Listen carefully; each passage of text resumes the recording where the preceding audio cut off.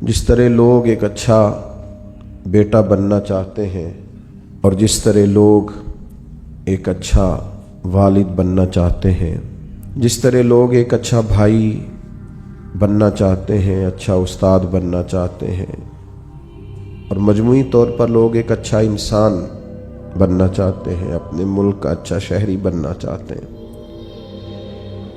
इसी तरह हर मुसलमान की ख्वाहिश होती है कि वो एक अच्छा मुसलमान भी बने।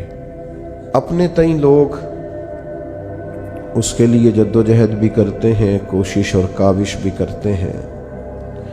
कुछ लोग ये समझते हैं कि मैं खिदमत खल्क करता रहूं, अल्लाह के बंदों के काम आता रहूं तो मैं एक अच्छा मुसलमान हूं। कुछ लोगों का ये ख्याल होता है कि अगर मैं सखावत सही तौर पे करता रहूं, अपना हलाल और मेहनत से कमाया हुआ पैसा राह खुदा में खर्च करूं तो ये मेरे बेहतरीन मुसलमान होने की अलामत है। कुछ लोगों की ये राय होती है कि वक्त पर नमाज पढ़ूं, ज़कात टाइम पे दूं, हज फ़र्ज होने पर फ़ौरन कर लूं, अल्लाह ताला उम्रे की सआदत बार बार अता करे तो मैं एक अच्छा मुसलमान हूं। हमने लोगों को ये कहते हुए भी सुना है कि चूंकि मैं किसी को तकलीफ़ नहीं देता, मेरी वजह से कोई परेशान नहीं है, मेरा लबो लहजा मोहतात है, तो मैं एक बेहतरीन मुसलमान हूँ। तो अपने अपने हिसाब से लोग तायुन करते हैं कि मैं एक अच्छा मुसलमान हूँ। क्यों ना ऐसा करें कि अल्लाह के कुरान से पूछें कि बेहतरीन मुसलमान कौन है और सच्चा मुसलमान कौन है, और वो कौन से मोमिन हैं जिनको अल्लाह फरमाता है कि उलाइका हुमुल मुमिनून हक्का, यही लोग सच्चे मोमिन हैं। कुरान मजीद की सूरह अनफाल अल्लाह ताला ने इरशाद फरमाया, इन्नमल मुमिनून अल्लज़ीना इज़ा ज़ुकिरल्लाहु वजिलत कुलूबुहुम व इज़ा तुलियत अलैहिम आयातुहु ज़ादतहुम ईमानम व अला रब्बिहिम यतवक्कलून। फरमाया वही लोग सच्चे मोमिन हैं, वही असल में ईमानदार हैं। अल्लज़ीना इज़ा ज़ुकिरल्लाहु वजिलत कुलूबुहुम, जब अल्लाह ताला का जिक्र किया जाए तो उनके दिल डर जाएं। पहली उनकी निशानी ये है कि मालिक के जिक्र के वक़्त अल्लाह की अज़मत व जलाल की वजह से उनके दिल कांप उठते हैं, दिल लरस जाते हैं उनके। वइज़ा तुलियत अलैहिम आयातुहु ज़ादतहुम ईमाना, और जब उन पर अल्लाह की आयतें पढ़ी जाती हैं तो उनका ईमान तरक्की पाता है और मजबूत हो जाता है। व अला रब्बिहिम यतवक्कलून, और उनकी तीसरी निशानी ये है कि वो सिर्फ अपने रब पर ही भरोसा करते हैं।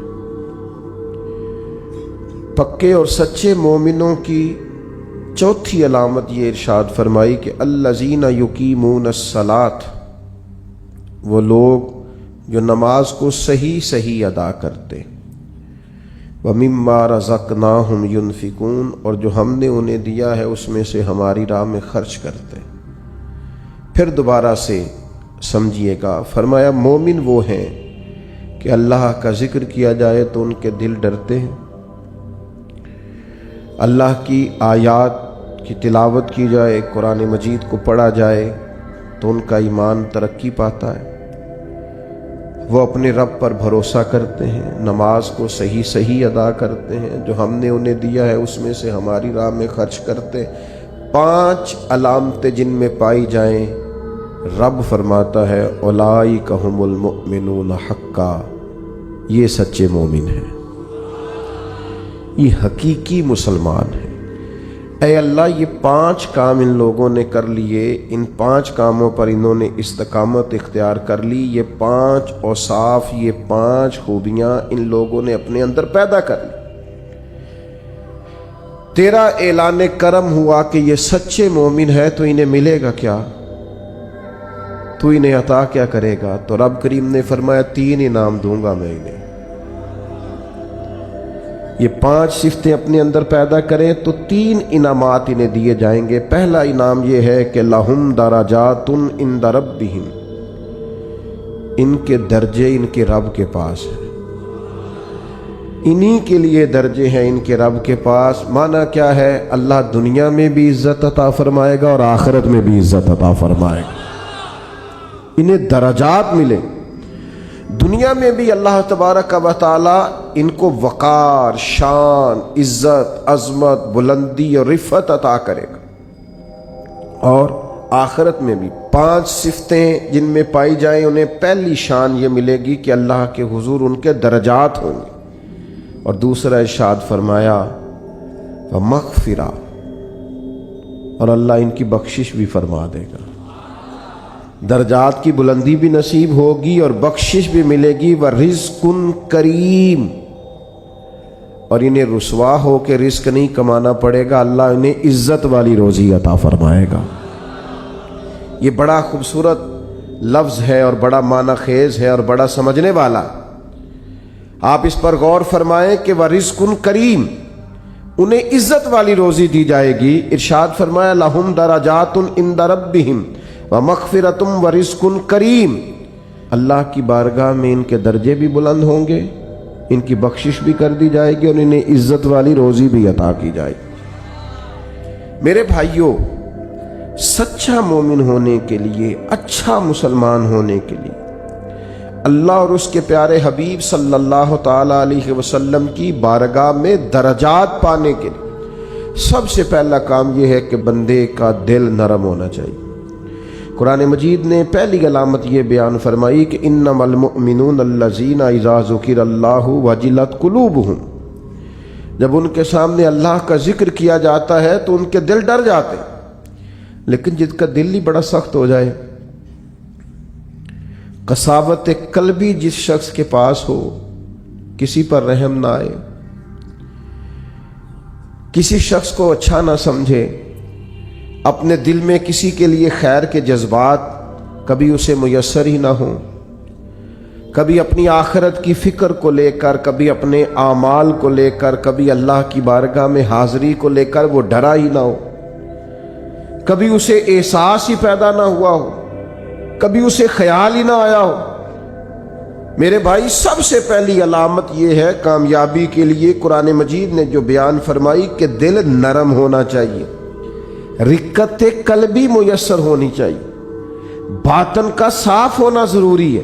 اگر دل ہی سخت ہے، سالوں بیت گئے کبھی رونا نہیں آیا، زمانہ گزر گیا کبھی احساس پیدا نہیں ہوا، آپ یقین کریں آہستہ آہستہ کر کے، باتیں سن کے، ماحول دیکھ کے، اور سارا کچھ ہی دولت ہے جی، چھوڑیں جی پیسے ہوں تو سب ٹھیک ہے، وہ سارے دنیا دار ہیں، چھوڑیں آپ، ہم نے بڑے پیر دیکھے، ہم نے بڑے مولوی دیکھے، ہم نے بڑے مسلح دیکھے، ہم نے بڑے تربیت کرنے والے دیکھے۔ آہستہ آہستہ یہ جملے بول بول کے ہم نے اپنی طبیعتوں کو نہایت سخت بنا لیا، دل میں کوئی گنجائش نہیں رہی، ہمیں کوئی اچھا نہیں لگتا، ہمیں کوئی مخلص نہیں لگتا، ہمارے رویے اس طرح کے ہو گئے ہیں کہ ہمیں ہر شخص دنیا دار دکھائی دیتا ہے۔ اگر کوئی دن میں 100 آدمی آپ کے سامنے ہاتھ پھیلاتا ہے تو کیا سارے ہی پیشہ ور ہیں؟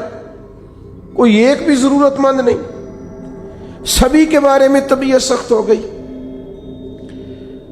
اگر آپ نے 20 علماء کے بیانات سنے ہیں تو کیا ایک بھی اللہ کے نام پر مخلص ہو کر دعوت دین نہیں دے رہا؟ سب کے بارے میں یہ رویہ ہو گیا، سارے غلط ہیں۔ دل کی سختی دن بدن بڑھتی چلی جا رہی، اور یہ باقاعدہ مرض ہے۔ کچھ بیماریاں باقاعدہ بیماریاں نہیں ہوتی، وہ ویسے تھوڑی بہت بد پرہیزی سے انسان کے وجود میں آتی ہیں کچھ دیر کے لیے، پھر وہ کچھ دیر کے لیے چلی جاتی ہیں۔ آپ کو ڈائریا ہو گیا، آپ کو ہیضہ ہو گیا، تھوڑی دیر کے لیے زکام ہو گیا، تو یہ کوئی باقاعدہ مرض نہیں ہے، یہ موسم کے اوپر نیچے ہونے سے ہو گیا۔ لیکن خدا نہ کرے کسی کو کوئی ایسا مرض ہو جائے جو باقاعدہ مرض ہے، جو جاتا نہیں۔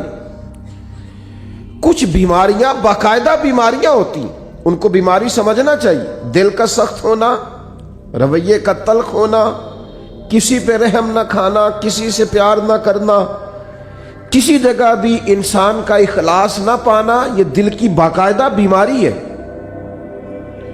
حضرت ذوالنون مصری رحمۃ اللہ علیہ کا ایک قول مجھے بڑا پسند آیا، میں پڑھ رہا تھا۔ حضرت ذوالنون مصری رحمۃ اللہ علیہ فرماتے ہیں کہ जिस्म की बीमारियों का पता दर्द से चलता है। वजूद में दर्द होता है, तकलीफ होती है तो महसूस होता है कि इंसान बीमार है। और फरमाते हैं अगर दिल में बीमारियां होना उसका पता गुनाहों से चलता है। माअज़ल्लाह, जब गुनाह पर गुनाह हो और इंसान को एहसास ना हो तो बाकायदा दिल बीमार हो गया। अब इसको एहसास ही पैदा नहीं होता, अच्छी भली इसके सामने आंख खुली है, इसकी फजर की अजान इसके सामने हुई है, लेकिन ये बिल्कुल लेटा है, बहुत सख्त बीमार हो गया दिल। 6 लोग इसके सामने से उठ के जोहर की नमाज के लिए गए हैं, ये लेकिन ये आराम से बैठा है, बीमार है इसका दिल। इसके सामने रो के किसी ने अपनी बिबता सुनाई है कि मजबूर हूं, तकलीफ में हूं, तंगदस्त हूं, लेकिन इसकी भरी हुई तिजोरी है। इसने कहा मेरे पास रोज बड़े ही लोग आते हैं, मुझे पता है कितने जरूरतमंद हैं, तो दिल सख्त हो गया। ये बीमारी है। इकबाल कहते हैं दिले बेदार पैदा कर कि दिल खाबीदा है जब तक, न तेरी ज़र्ब है कारी न मेरी ज़र्ब है कारी। और एक दरवेश ने कहा था जिंदगी जिंदा दिली का नाम है, मुर्दा दिल क्या खाक जिया करते हैं। जिनके दिल मुर्दा हो गए वो कैसे जिएंगे, अंदर उनका बिल्कुल मर गया, बातन मुर्दा है, किसी चीज का कोई असर नहीं, न किसी कलाम का, न किसी नात का, न किसी वाज का, न किसी तकरीर का, न किसी के रोने का, न किसी के तड़पने का, किसी चीज का कोई असर नहीं। तो माना यह है कि बातिन उजड़ गया, अंदर बीमार। और ये कैसे बीमारी होती है सुने, एक तो ज्यादा हंसने से दिल मुर्दा हो जाता है, ज्यादा बातें करने से और बेकार बातें करने से दिल मुर्दा हो जाता है। सूफिया ने लिखा है जिन लोगों के मिजाज में तनकीद होती है उनका दिल मुर्दा हो जाता है। तबीयत ही हर वक्त नक्स तलाश करती है, मुर्दा हो जाते हैं। और एक बड़ी सख्त बात हमारे बुजुर्गों ने लिखी है, फरमाते हैं जो दीन के नाम को लें, दीन के काम का दावा करें पर उससे दुनिया इकट्ठी करें, उनका दिल मुर्दा हो जाता है, बातिन उजड़ जाता है पूरे तौर पर। याद रखिएगा और समझ लीजिएगा कि दिल की सख्ती एक बाकायदा मर्ज है। और सहाबा किराम अलैहिम रिदवान इस मर्ज के इलाज के लिए हुजूर की बारगाह में बाकायदा हाजिरी देते थे। एक शख्स ने अर्ज की या रसूल अल्लाह दिल बड़ा सख्त हो गया है, करीम करम फरमाएं, मेहरबानी करें। अल्लाह के हबीब अलैहिस्सलातु वस्सलाम ने फरमाया तो इस तरह कर, कोई यतीम मिले ना जिसके सर से बाप का साया उठ गया हो, जिसने गोया अपना बचपन बगैर वालिद के गुजारना शुरू किया हो, उस यतीम के सर पे तू हाथ फेरा कर, अल्लाह ताला तेरे दिल को नरमी अता करेगा। ये पहला नुस्खा हुजूर ने एक शख्स को दिया। आज भी इस नुस्खे पे अमल करें, कभी यतीमों से मिलें।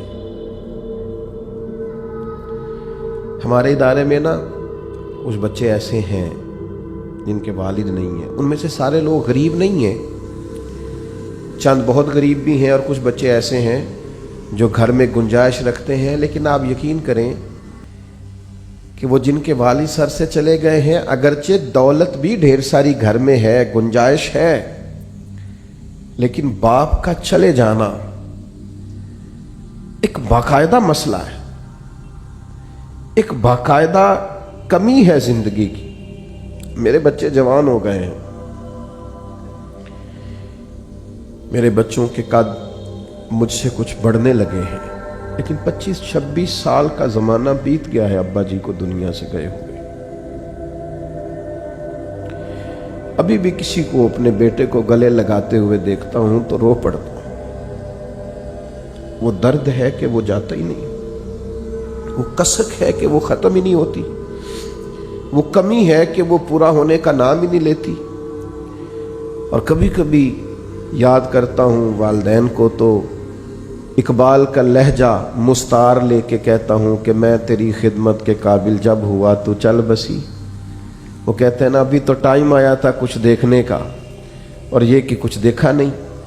तो यतीम के सर पर हाथ फेरने से दिल नरम होता है, उन पर शफकत बढ़ा दी जाए, किसी को मौका मुयस्सर आए तो उनसे प्यार बढ़ा दिया जाए, इससे दिल नरम होता है। दूसरा, ایک شخص نے عرض کی یا رسول اللہ صلی اللہ تعالی علیہ وسلم دل سخت ہو گیا ہے. تو اللہ کے حبیب علیہ السلام نے اسے علاج بتایا. فرمایا موت کو کثرت سے یاد کیا کر دل نرم ہو جائے گا. ایک منٹ کے لیے سوچا کر کہ مسجد میں اعلان ہوگا کہ تیرا انتقال ہو گیا. ایک منٹ کے لیے سوچیں کہ وقت آ گیا جانے کا. آ گئے لوگ جمع ہو گئے, تیاری ہو گئی, اور پھر یہ کہ کونوں میں اور نکروں میں کھڑے ہو کے مشورے ہونے لگے کہ جنازے کا ٹائم کیا رکھنا ہے.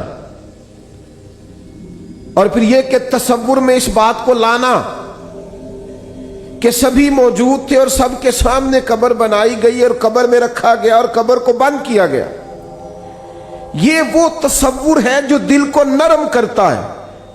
یعنی وہ اورنگزیب عالمگیر نے دنیا سے جاتے ہوئے کہا تھا کہ میرے دونوں ہاتھ کفن سے باہر نکالنا, لوگوں کو پتا چلے اتنا بڑا فرما روا دنیا سے جا رہا ہے اور خالی ہاتھ جا رہا ہے, کچھ لے کر کے ساتھ نہیں جانا کچھ بھی.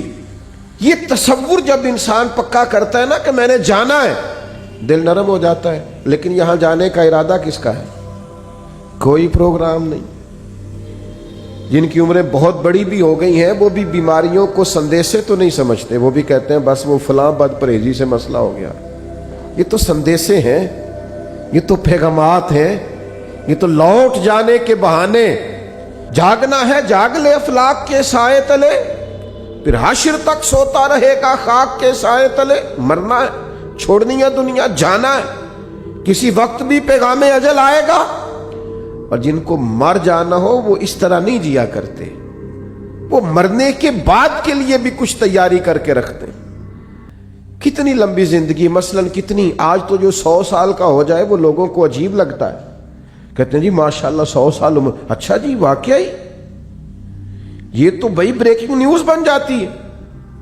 کتنا کچھ جینا. موت کا تذکرہ دل نرم کرتا ہے. تیسری بات, نبی کریم صلی اللہ تعالی علیہ وسلم سے عرض کیا گیا حضور دل سخت ہو گیا ہے. تو اللہ کے محبوب علیہ السلام نے فرمایا قرآن مجید کی تلاوت کیا کریں, اللہ دل کو نرمی عطا کر دے گا. یہ قرآن مجید نا یہ شفا ہے. وَنُنَزِّلُ مِنَ الْقُرْآنِ مَا هُوَ شِفَاءٌ وَرَحْمَةٌ لِّلْمُؤْمِنِينَ. یہ قرآن مجید شفا ہے مومنوں کے لیے. اور ایک مقام پہ فرمایا شفاء لِمَا فِي الصُّدُورِ, یہ دلوں کے لیے شفا. آپ جب قرآن مجید پڑھیں گے, تلاوت کریں گے تو دل پاک ہوگا, صاف ہوگا. آج میں بڑے شوق سے کلام سنتا ہوں بزرگوں کا, آپ بھی سنتے ہیں. میاں صاحب کے کلام کا کیوں اثر ہوتا ہے دل پر, کیوں لوگ رونے لگتے ہیں؟ مختلف بزرگوں کی نعتیں سن کر کیوں دل پہ اثر ہوتا ہے, لوگ رونے لگتے ہیں؟ اس لیے کہ ان کے مفاہیم کا ہمیں پتہ ہے. قرآن مجید کی تلاوت سن کر کے دل پر اثر کیوں نہیں ہوتا؟ اس لیے کہ ہم نے ترجمے سے سیکھا ہی نہیں. اگر کبھی ہمیں اس کے مفہوم کا پتہ چلے تو ہمیں ڈھیر سارا رونا ہے, ہمارا دل صاف ہو جائے, بہت ساری جگہوں پہ چوٹ لگے. تو نبی پاک علیہ السلام نے ایک حال دل کی سختی کا قرآن مجید کی تلاوت کو بتایا. ایک مقام پہ نبی پاک علیہ السلام نے خود ارشاد فرمایا ہر چیز کو زنگ لگ جاتا ہے, جیسے لوہے کو زنگ لگ جاتا ہے, فرمایا اسی طرح دلوں کو بھی زنگ لگ جاتا ہے. دل بھی زنگ آلود ہو جاتے ہیں, دلوں کو زنگ لگ جاتا ہے. اور زنگ, یہ غور کریں, یہ دل کا زنگ نا تھوڑا غور کریں تو پتہ ویسے چل جاتا ہے لگا ہوا ہے آج کل کے نہیں. کوئی چیز باہر پڑی رہے نا تو وہ اس کو زنگ لگ جاتا ہے. کہتے ہیں یہ بارش میں پڑی رہی, دیکھا نہیں, زنگ آلود. یہ دل بھی ایسے ہی پڑا رہے نا, کبھی ذکر نہ کرے, کبھی درود و سلام نہ پڑھے, کبھی تلاوت قرآن مجید نہ کرے, کبھی رات کو اٹھ کے روئے نہ, تو اس کو بھی زنگ لگ جاتا ہے. تو حضور نے فرمایا ہر چیز کا زنگ اتارنے کا آلہ ہوتا ہے. کیا کہتے ہیں, ہمارے لوہے کو زنگ لگ جائے تو کس چیز سے اتارتے ہیں؟ ریگ مارتے ہیں. حضور نے فرمایا ہر چیز کا زنگ اتارنے کا آلہ ہوتا ہے جب دل کو زنگ لگ جائے تو اللہ کا ذکر کرو, دلوں کا زنگ اتر جائے گا. اللہ کی یاد کرو, تسبیح پڑھو, اللہ کی حمد کرو, اللہ کی تکبیر بیان کرو. یہ جو صوفیاء ذکر کراتے تھے نا, بار بار ضربیں لگتی تھی تو اس سے دل کا زنگ ہی تو اترتا تھا. اور ایک بات تمام صوفیاء نے لکھی ہے، وہ کہتے ہیں صحبت صالح سے بھی زنگ اترتا ہے۔ اچھے لوگوں کے پاس بیٹھیں تو دلوں کا زنگ اترتا ہے، اور برے لوگوں کے پاس بیٹھیں تو دلوں پہ زنگ چڑھتا ہے۔ آپ برے لوگوں کی صحبت میں بیٹھیں، معاذ اللہ جو دنیا دار ہیں جو آپ کو کہیں گے چھوڑو یار تم کس چکر میں پڑ گئے، دنیا بڑی میٹھی ہے اور یہیں دنیا میں ہی سارے ذائقے ہیں، آپ ایسے لوگوں کی طرف جائیں تو آپ محسوس کریں گے دل زنگ آلود ہو گیا۔ چنگیاں دے لڑ لگی ساں میری چولی چ پھل پئے، پیڑیاں نال میں رل گئی تے میرے اگلے بھی ڈول گئے۔ تو یہ بری صحبت جو ہوتی ہے یہ نقصان دیتی ہے۔ تو یہ کچھ علاج ہے، یہ کریں، اس سے دل کا زنگ دور ہوگا۔ یہ واہ واہ سے بھی زنگ چڑھتا ہے، میرے جیسے لوگوں کی تعریفیں ہوتی ہیں نا، اور یہ بہت بڑی مصیبت ہے، اس سے بھی زنگ چڑھتا ہے۔ اس سے خوشامد، تعریف، مزاج، ہم نے دیکھا ہے۔ امام غزالی فرماتے ہیں جب کوئی علم پڑھنے کے لیے بیٹھتا ہے تو تکبر کا بوٹا لگتا ہے، اور پھر جیسے جیسے وہ علم پڑھتا جاتا ہے وہ پودا جوان ہو کے درخت بنتا جاتا ہے۔ تو یہ دولت ہو، یہ خوبصورتی ہو، یہ علم ہو، یہ کوئی عہدہ ہو، یہ بعض اوقات انسان کو فتنے میں مبتلا کرتے ہیں، دل سخت ہو جاتا ہے، گھٹن پیدا ہوتی ہے۔ دولت، ثروت، اقتدار، یہ چیزیں کساوت قلبی کا سبب بنتی، اور دل کی نرمی کیسے ہوگی؟ قرآن پڑھا جائے، اللہ کا ذکر کیا جائے، موت کو یاد کیا جائے، یتیم کے سر پہ ہاتھ پھیرا جائے، اچھوں کی سنگت اختیار کی جائے، تو دل کا زنگ اتر جاتا ہے۔ دوسرے نمبر پر ارشاد فرمایا کہ جب قرآن مجید کی آیتیں پڑھی جائیں تو ایمان ترقی پاتا ہے۔ قرآن مجید کو سیکھنا شروع کریں، قرآن مجید کو پڑھنا شروع کریں، قرآن مجید کے ساتھ اپنے تعلق کو مضبوط کریں۔ ہم جس ملک میں رہتے ہیں نا، یہاں ہر چیز کو مشکوک بنا دینا کچھ لوگوں کا مزاج بن گیا ہے۔ کوئی اعلیٰ سے اعلیٰ شخص آپ اٹھا کے لے آئیں، 5-10 لوگ اس کے بارے میں بھی کوئی نہ کوئی مخالفانہ بات کرتے آپ کو نظر آئیں گے۔ یاد رکھیے گا کہ بہترین بدلہ یہ ہوتا ہے کہ کسی شخص سے بدلہ لینا ہو، انتقام لینا ہو، کہ اس کی پیاری چیزوں کو مشکوک بنا دیا جائے۔ کبھی لوگ نفل نمازوں کو مشکوک بناتے ہیں معاذ اللہ، کبھی درود و سلام کے مختلف انداز کو مشکوک بناتے ہیں، کبھی لوگ کسی چیز پر تنقید کرنا شروع کر دیتے ہیں، کبھی کسی چیز پر تنقید کرنا شروع کر دیتے ہیں۔ اب میں کچھ سالوں سے دیکھ رہا ہوں ہمارے ملک میں تراویح کے مسئلے میں لوگوں کو بڑا پریشان کرتے ہیں۔ چھوڑیں جی، کوئی یہ ضرورت نہیں ہے، کوئی باقاعدہ نماز ہی نہیں ہے، یہ کوئی فرض واجب نہیں ہے۔ کس نے کہا ہے فرض واجب ہے؟ لیکن کیا نبی کریم علیہ السلام سے پڑھنا اس کا ثابت نہیں؟ کیا جناب عمر فاروق رضی اللہ تعالیٰ عنہ نے باقاعدہ اس کی جماعت نہیں کروائی؟ کیا جناب عمر کا سارا زمانہ اس کی جماعت نہیں ہوتی رہی؟ اس کے بعد یہ ہمیشہ سے امت کا معمول نہیں رہا؟ خدا کے بندو، سال کے بعد ایک موقع آتا ہے کہ جس میں قرآن مجید سنانے والے سنا لیتے ہیں، سننے والے سن لیتے ہیں۔ ایک خوبصورت طریقہ، آپ یقین کریں یہاں ہمارے ادارے میں سینکڑوں حفاظ ہیں، اور میں ایک بچے سے 3 دفعہ پوچھتا ہوں بیٹا اس دفعہ کہاں قرآن مجید سنانا؟ یاد ہے نا؟ سنا رہے ہو نا؟ یہ پوچھنے پچھانے میں اتنا لطف ہے۔ اور پھر یہ کہ رات کو جب وہ سارا دن قرآن یاد کرتے ہیں، اور جب وہ رات کو قرآن پڑھتے ہیں، اور جب وہ قرآن مجید سناتے ہیں، اور جب سننے والے قرآن مجید سنتے ہیں، میں نہیں آپ کو بتا سکتا وہ ذوق کہ بوڑھے بزرگ بھی جب کہتے ہیں کہ میں افطاری کے لیے نہیں آ سکتا اس لیے کہ میں نے اپنی مسجد میں قرآن مجید سننا شروع کیا ہوا ہے، میرا 23واں پارہ ہو گیا، اگر میں آپ کے پاس آؤں گا تو میرے وہ پارے جو ہیں وہ سارے آگے پیچھے ہو جائیں گے۔ تمہیں سمجھ نہیں آتی کہ جب اس ذوق سے قرآن پڑھایا اور سنایا جائے تو عرش کا مالک راضی کتنا ہوتا ہے؟ اور تم یہ کہ تراویح کو مشکوک بناتے ہو، کوئی کام ہاتھ سے جانے ہی نہیں دیتے دین کو مشکوک بنانے والا۔ خدا کے بندے سن، میرے نبی پاک کا فرمان ہے، حضور نے فرمایا جس نے ایمان اور احتساب کی نیت کے ساتھ رمضان المبارک میں قیام کیا، یعنی نفلی عبادت کی، गुफिर लहू मा तकद्दम मिन ज़म्बिक, अल्लाह उसके पिछले सारे गुनाहों को माफ फरमा देगा। तो आप इसको समझते नहीं। फिर हुजूर ने फरमाया कुरान और रमजान, कुरान और रमजान ये दोनों बंदे की सिफारिश करेंगे अल्लाह की बारगाह में। कुरान मजीद कहेगा मालिक मैंने रात इसे बेदार रखा था, ये क़याम करता था, पढ़ता था। और रोज़ा कहेगा मालिक मैंने इसे दिन में खाने पीने से रोका रखा था। ये दोनों मिल के शफात करेंगे और अल्लाह ताला ये अमल करने वाले की बख्शिश फरमा देगा। तो कुरान मजीद फरमाता है कि अगर तुम कुरान मजीद की तिलावत करोगे तो उससे तुम्हारे ईमान में तरक्की होगी। आप कुरान मजीद पढ़ते जाएं, ईमान मजबूत होता जाएगा और इंशाअल्लाह ताला गुनाह खुद ब खुद दूर होते जाएंगे। अच्छा, ये ईमान भी मजबूत होता है। ईमान बड़ी शय है। ईमान सबसे बड़ी शय है। ईमान मजबूत हो ना, लो सुनो हदीस और ये याद रखना और ये एक दो को सुना देना सवेरे।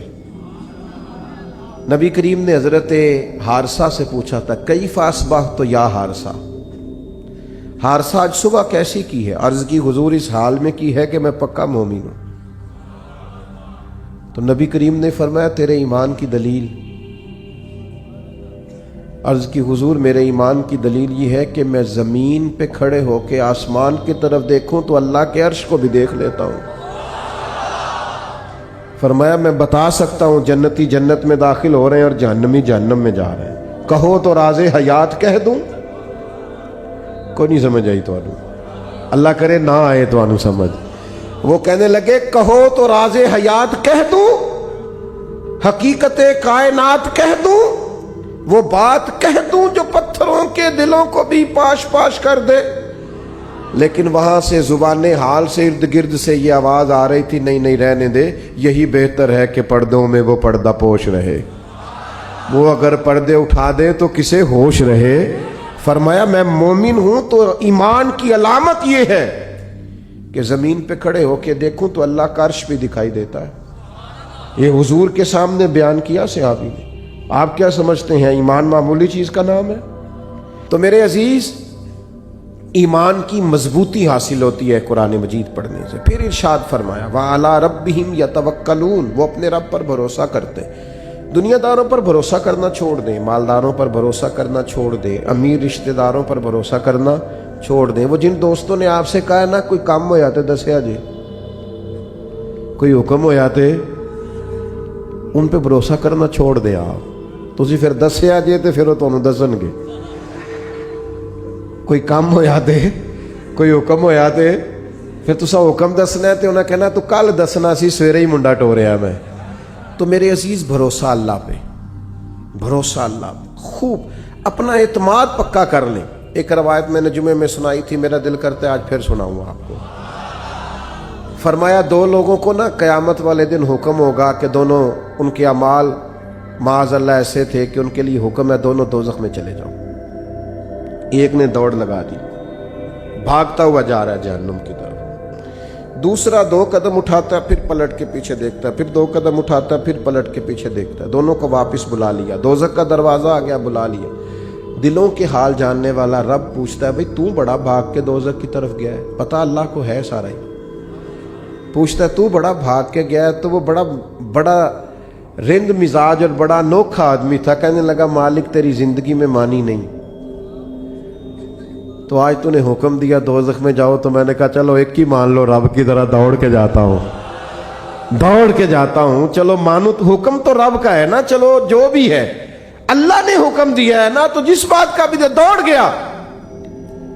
तो करीम ने दूसरे से कहा तू बड़े धीमे धीमे कदम उठाता है, पलट पलट के देखता है, पलट पलट के देखता है। तो वो रो पड़ा, कहने लगा मालिक मेरा तेरी रहमत पे भरोसा बड़ा मजबूत था, मुझे पता था बेशक फैसला हो गया है, पर तूने माफकारी देना है, तूने करमकारी देना है। करीम जब गालिब आता है तो करमकारी देता है, तूने माफ कर देना। मुझे उम्मीद थी, हुक्म भी हो गया, फैसला भी हो गया, मैं दोज़ख की तरफ जाने भी लगा, पर बार बार अंदर से आवाज आती थी परेशान ना हो, आवाज आएगी। परेशान ना हो वो बुलाएगा, परेशान ना हो रहमत हो जाएगी। मालिक दोज़ख का दरवाजा आ गया पर मेरा तेरी जात पर भरोसा नहीं टूटा, और जब तेरी आवाज आई ना कि वापस आओ तो मेरे गोया अंदर ही अंदर नारे लगने लगे कि आ गई है ना आवाज, हो गया ना करम। तो अल्लाह ने फरिश्तों से फरमाया दोनों को ही जन्नत में दाखिल कर दो। भरोसा अल्लाह पे रखें और उम्मीद अल्लाह से रखें, अपने रब पर हमेशा मजबूत ईमान रखें। और चौथी बात इरशाद फरमाई अल्लज़ीना युकीमूनस सलात, सही सही नमाज पढ़ा करो, दिल लगा के नमाज पढ़ा करो, पेशानी जरा जमा के नमाज पढ़ा करो, जरा गौर किया करो कि ये सुभान रब्बी अल आला का माना क्या है, ये सुभान रब्बी अल आज़ीम का तर्जुमा क्या है, ये जो तुम समी अल्लाहु लिमन हमीदा कहते हो तो इसके अंदर से क्या मफहूम वाज़े होता है। जरा दिल जमी से, जरा ज़ौक़ से, जरा इस तरह पढ़ा करो कि मुझे सोज दे, मुझे साज दे, मुझे नीम शब का न्याज दे। मालिक दमे सजदा मैं खुद को ही तोड़ दूं, मुझे ऐसा ज़ौक़ नमाज दे। कभी शौक से, कभी दर्द से, कभी दिल करे कि यार मैं उठूं जरा वुजू करूं, 2 नफल ना पढ़ूं, मैं जरा जम के सजदा, पेशानी को अगर सजदे की लज्जत मिल जाए कमाल हो जाता है, ये करम हो जाता है। और किसी ने कहा था मेरा मालिक मेरे जुर्म अया करता नहीं और सजदे मेरे चेहरे पे सजा देता है। ये देखो ना, कई लोगों के वो जिस्म, कुछ लोगों का ऐसा नरम होता है कि सजदों का निशान पड़ जाता है, लोग उसको मेहराब भी बोलते हैं, लेकिन ये बुनियादी तौर पर अपनी अपनी जिस्मानी साख्त होती है। ज़्यादा कुछ लोग बड़े नमाजी होते हैं पर चेहरों पर निशान नहीं होता, ये जिस्मानी साख्त का मसला होता है। आम दाम बरसरे मतलब खूब नमाज पढ़े दिल जमा के, और फिर फरमाया व मिम्मा रज़क़नाहुम युनफिकून, जो हमने उन्हें दिया उसमें से हमारी राह में खर्च करते। पता है किस हद तक खर्च करने का हुजूर ने फरमाया? नबी पाक अलैहिस्सलाम ने फरमाया एक खजूर अल्लाह के रस्ते में सदका जब तुम देते हो ना, एक खजूर जब तुम अल्लाह के रस्ते में इखलास के साथ सदका देते हो तो अल्लाह ताला उसे अपने दाएं हाथ में ले लेता है जो उसकी शान के लायक है, और फिर अल्लाह उसे कबूल करके अपने दाएं हाथ में लेता है जो उसकी शान के लायक है, और इसे इतना बड़ा कर देता है, उस खजूर को इतना बड़ा कर देता है कि पहाड़ बना देता है, और उस एक खजूर की बरकत से ही अल्लाह ताला बख्शिश फरमा देता है।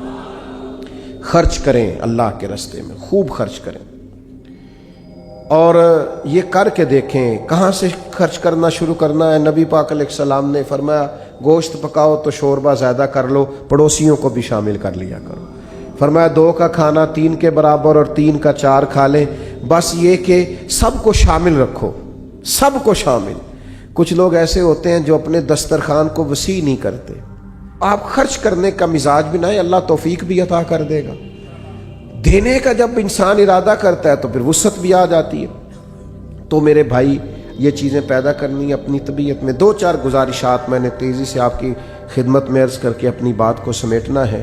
सबसे पहले मेरी गुजारिश आपसे ये है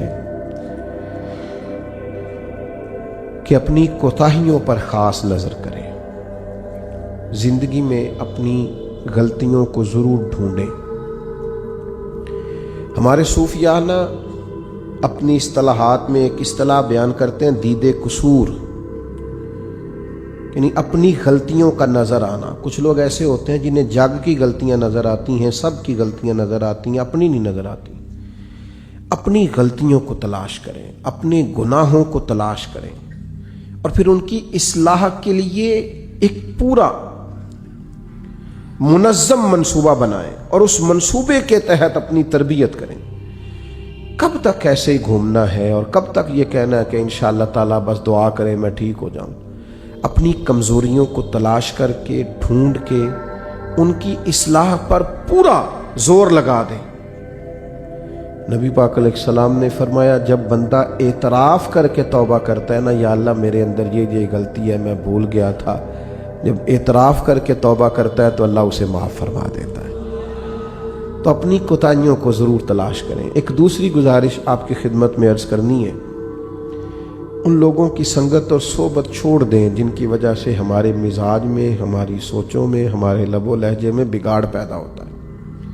ان لوگوں کے قریب آ کے بیٹھیں جن کے پاس بیٹھنے سے ہمارا ایمان پختہ ہوتا ہے، ہمارے اندر روحانیت پیدا ہوتی ہے، ہمارا نیکی کی طرف دل مائل ہوتا ہے۔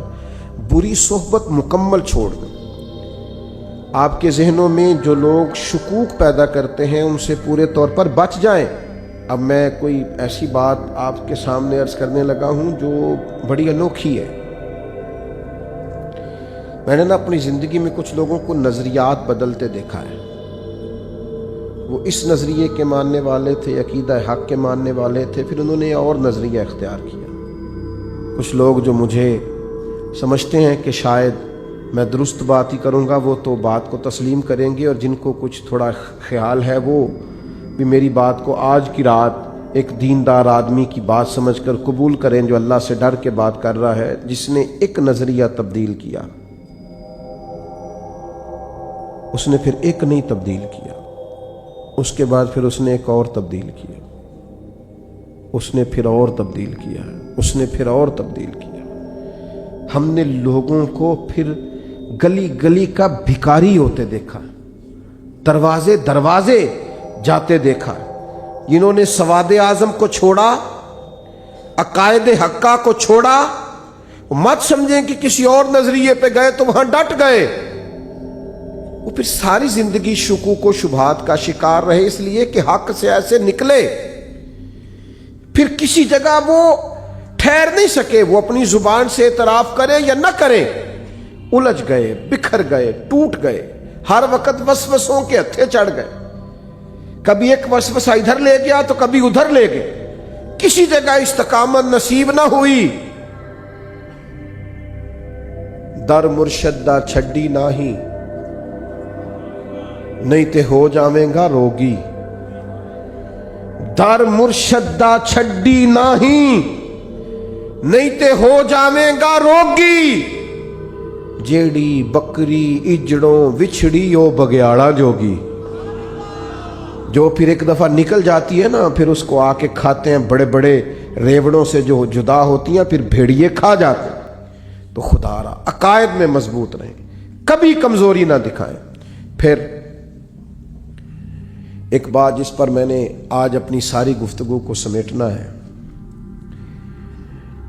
آپ کبھی بھی کپڑوں سے مزین نہیں ہو سکتے۔ آپ کو زینت کبھی بھی لباس سے، گھر سے، گاڑی سے کبھی نہیں ملے گی۔ بڑی گاڑی سے اگر نکلنے والا بدتمیز ہو تو کبھی بھی لوگ اسے خوبصورت انسان نہیں سمجھتے۔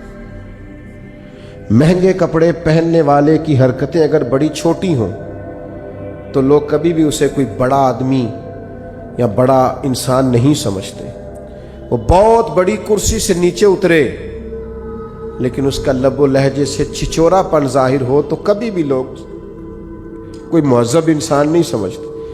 ہم نے سمجھ لیا ہے کہ کپڑوں سے، اور یہ کہ گاڑی سے، اور یہ کہ گھر سے، اور یہ کہ میرے ہاتھ میں پکڑے ہوئے موبائل سے، اور یہ کہ میں ٹیلی فون پہ جو باتیں کروں اور میں 10-20 لوگوں کو بتاؤں کہ جی اللہ کا شکر ہے جی بڑے پیسے ہیں جی فلاں بھی خرید لیا، اب یہ بھی خریدنا ہے، اب ادھر بھی جانا ہے، اس سے کبھی آپ کا وقار نہیں بڑھے گا۔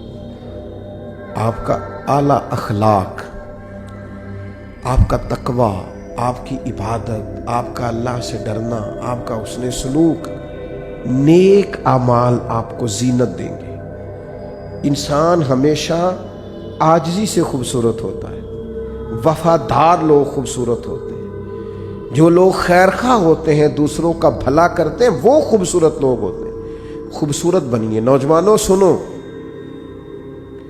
بتایا ہوگا تمہیں لوگوں نے کہ پیسہ ہی سارا کچھ ہے، پیسہ بڑا کچھ ہے پر سب کچھ نہیں ہے۔ بتایا ہوگا کسی نے کہ تعلقات ہی بڑا کچھ ہوتے ہیں، تعلقات بھی کچھ ہوتے ہیں پر سب کچھ نہیں ہوتے۔ کہا ہوگا کسی نے کہ عہدہ بڑا کچھ ہوتا ہے، عہدہ کچھ ہوتا ہوگا پر سب کچھ۔ سب سے زیادہ انسان خوبصورت اچھے اعمال سے لگتا ہے، خوبصورتیوں سے لگتا ہے۔ اس کے لہجے کی سچائی، اس کے انداز کا دھیما پن، اس کے بات کرنے کا ٹھہراؤ، اس کا ملنے جلنے کا خوبصورت انداز، اس کا بات ماننے کا طریقہ، یہ بڑا خوبصورت ہوتا ہے۔ آپ کو پتہ ہے جو بچہ زیادہ بات سب کی مانتا ہے وہ بچہ سب کو پیارا لگنے لگتا ہے۔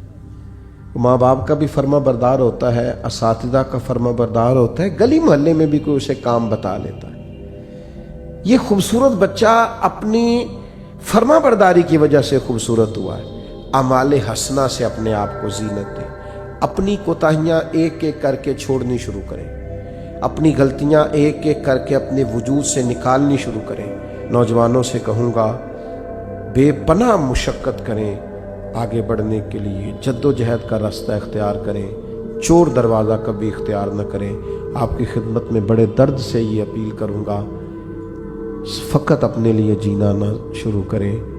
مسلمان شجر سایہ دار کی طرح ہوتا ہے، اس کے سائے میں بڑے سارے لوگ اپنے آپ کو ٹھنڈک میں اور چھاؤں میں محسوس کرتے ہیں۔ جب بھی منصوبہ بندی کریں اس میں بہت سارے لوگوں کو شامل کریں، بہت ساروں کے لیے ارادے کریں، اچھی نیتیں اور اچھے پروگرامز کے ساتھ آگے بڑھیں۔ آپ محسوس کریں گے کہ آپ کا قد بھی بڑا ہو رہا ہے اور آپ کا سینہ بھی چوڑا ہو رہا ہے۔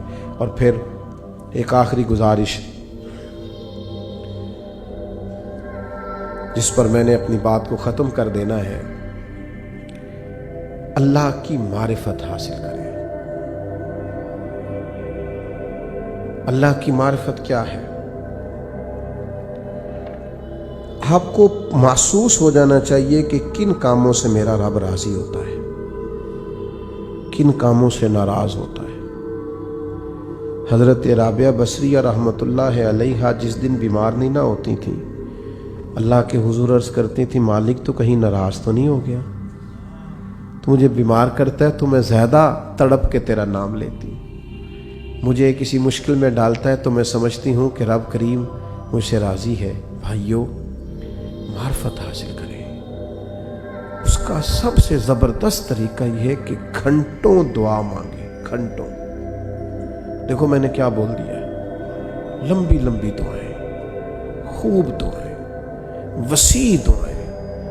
حضور علیہ السلام نے فرمایا نمک بھی مانگو تو رب سے مانگو، یعنی یہاں سے شروع کرو کہ مالک مجھے یہ چاہیے، مالک مجھے یہ چاہیے، مالک۔ آپ کہنا تو شروع کریں، مانگنا تو شروع کریں۔ حضور فرماتے ہیں وہ مانگنے سے راضی بڑا ہوتا ہے، جو نہ مانگے اس سے ناراض ہو جاتا ہے۔ دعا تو عبادت ہے۔ ساری باتیں اپنے اللہ سے کہہ دیں، سب چھوٹی چھوٹی چھوٹی چھوٹی چیزیں حضور کا وسیلہ پاک پیش کر کے مالک سے عرض کرنی شروع کر دیں۔